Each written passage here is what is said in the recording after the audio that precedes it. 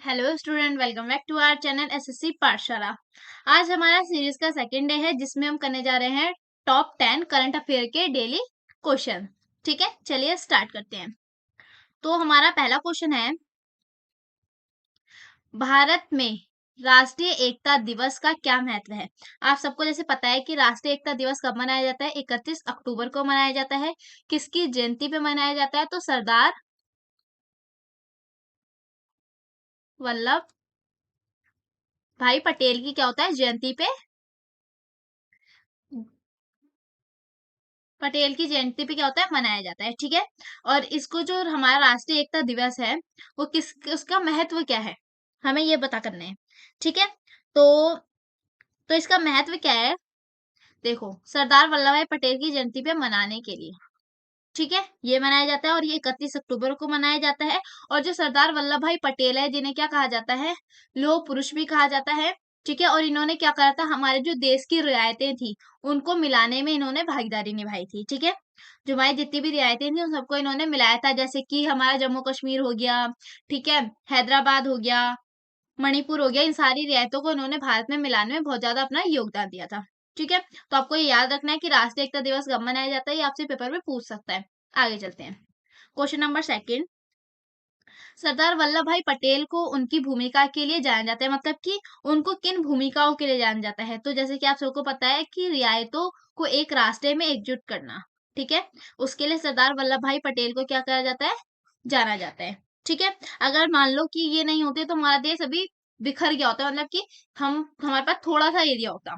ठीक है, इनके होने पर ही इन्होंने चाहे पैसों से, चाहे दंड से, चाहे किसी भी तरीके से इन्होंने क्या करा, हमारे देश को एकजुट बना के रखा, तो इनका बहुत ज्यादा योगदान है। इसलिए आपको भारतीय एकता दिवस को, सॉरी, राष्ट्रीय एकता दिवस को याद रखना है। आगे चलते हैं, क्वेश्चन नंबर 3। मेरी माटी मेरा देश अभियान कार्यक्रम के समापन के दौरान प्रधानमंत्री मोदी ने क्या उद्घाटन किया, तो उन्होंने उद्घाटन क्या किया, तो उन्होंने क्या एक उद्घाटन किया, उन्होंने किया था अमृत वाटिका और अमृत महोत्सव का स्मारक। ठीक है, इन्होंने ये करा था, तो इन्होंने क्या करा था, जो हमारा चल रहा था मेरी माटी मेरा देश, इस टाइम पे इन्होंने इसको लॉन्च किया था। ठीक है, इसको बनाया था। आगे चलते हैं, अब देखो, फिर से क्वेश्चन आ गया, मेरा माटी मेरा देश अभियान का प्राथमिक फोकस क्या था, तो इनका जो फोकस था वो क्या था, वो ये था कि देश के बलिदान देने वालों को श्रद्धांजलि देना। ठीक है, ये आपको याद रखना है, वीरों को, या फिर जो मतलब कि लड़ते लड़ते क्या हो गई, जो जिनकी डेथ हो गई, उनको सर्वोच्च बलिदान मानकर उनको श्रद्धांजलि देना। ठीक है, आगे चलते हैं, देखो, कार्यक्रम के दौरान देश के युवाओं के लिए कौन सा प्लेटफॉर्म लॉन्च किया गया है, मतलब कि जो हमारे देश में बेरोजगारी बढ़ रही है, पर उसके लिए क्या होता है, युवाओं के दौरान जो कार्यक्रम लॉन्च किया गया, किसके लिए, युवाओं के लिए, तो वो कौन सा कार्यक्रम लॉन्च किया गया है, मेरा युवा भारत, मतलब कि मेरा भारत, इसके दो नाम है। ठीक है, ये लॉन्च किया गया है। ठीक, आगे चलते हैं,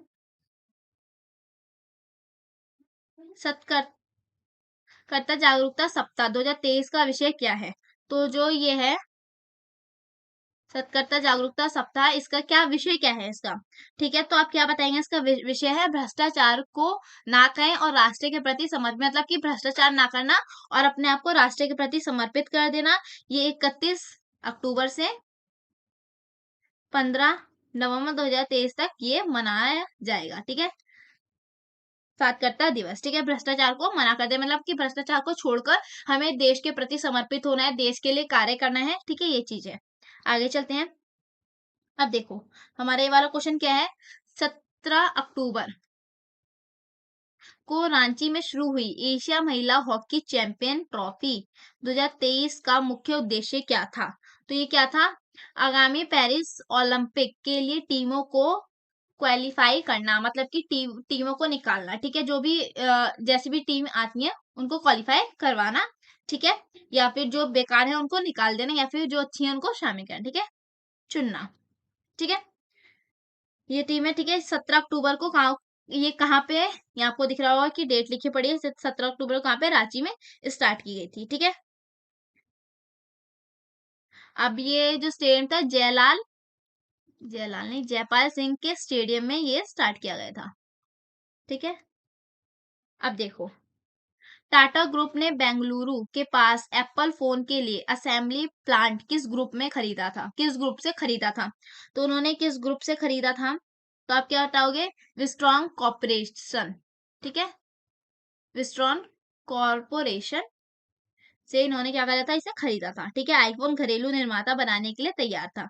ठीक है, अभी क्या होता, जो इससे इन्होंने खरीदा, इसने कितना खरीदा? 125 मिलियन डॉलर में बेंगलुरु के पास एक असेंबली प्लांट के अधिग्रहण के लिए इसे भेजा गया था, उसे खरीदा गया था। ठीक है, देखो, हाल ही में कतर में 8 भारतीय नागरिकों की मौत की सजा सुनाई गई जब उन्होंने हिरा, हिरासत में लिया गया, तो वे कतर में किस क्षमता से काम कर रहे थे, जब उन्हें मतलब कि जो उन्होंने के मतलब जो उन्होंने मर्डर किया था, ठीक है, कतार में, तो उस टाइम पे वो किस क्षमता से, मतलब कि क्या काम कर रहे थे वहां पर? तो क्या कर रहे थे, पूर्व नौसेना अधिकारी के रूप में वहां पे क्या कर रहे थे, काम कर रहे थे। ठीक है, अब देखो, परमवीर चक्र के प्रथम प्राप्तकर्ता कौन थे? परमवीर चक्र क्या जाता है, सैनिक क्षेत्र में जाता है, मेजर सोमनाथ शर्मा। ठीक है, अब देखो, भारतीय सेना को ये 27 अक्टूबर 2023 को जम्मू कश्मीर में शौर्य दिवस मनाया जाता है इस दिन पर। कब कब मनाया जाता है इस दिन? कौन सा दिवस मनाया जाता है? शौर्य दिवस मनाया जाता है। ठीक है, ठीक है, उसके बाद देखो, कश्मीर में भारतीय सेनाओं के उतरने की 76 वर्षगांठ है, मतलब कि 76 सालों से क्या होता है, मनाया जा रहा है, जिसने स्वतंत्र भारत की पहली नागरिक सैन्य जीत सुनिश्चित की थी। मतलब कि जो पहली जीत इन्होंने क्या करी थी, सुनिश्चित की थी। ठीक है, और ये किसको मिला गया? आपको पता चल गया कि मेजर सोमनाथ शर्मा को मिला है। आगे चलते हैं, बस। तो हमारे जो 10 क्वेश्चन है वो यहीं कंप्लीट होते हैं। आई होप आपको ये वीडियो अच्छी लगी हो। ठीक है, तो इसे लाइक शेयर सब्सक्राइब करें एंड बेल के बटन को दबाना ना भूलें। Thanks for watching.